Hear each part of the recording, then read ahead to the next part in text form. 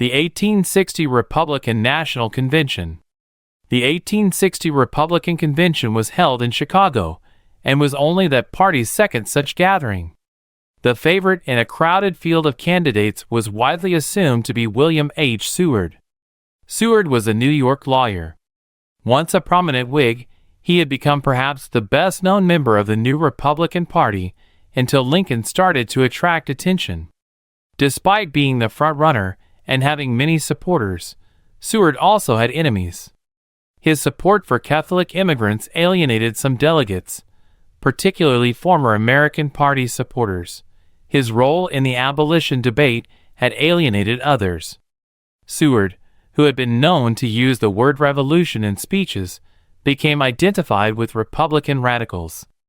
Knowing this, he attempted to conciliate the center ground, but this tactic angered the radicals without convincing the centrists. When ballots started being cast, Lincoln came a close second to Seward in a result with no overall winner.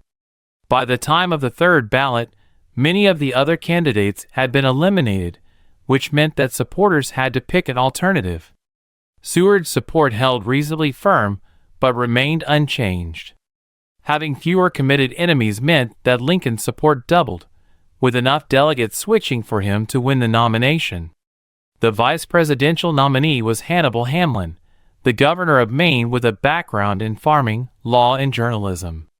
He had supported the Wilmot Proviso and opposed the 1850 Compromise and the Kansas-Nebraska Act.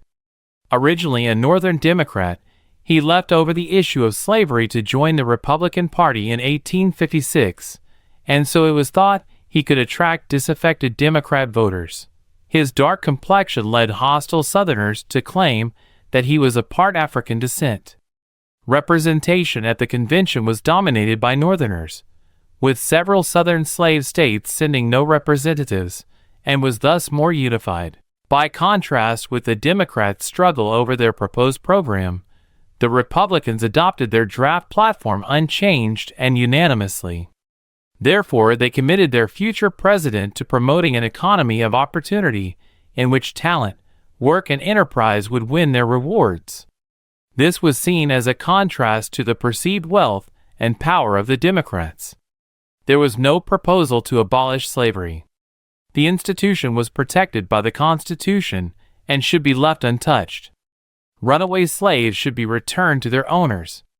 States' rights should be preserved, but there should be a move to limit the power of slavery to existing states, while new states would be built up as Republicans supporting free soil.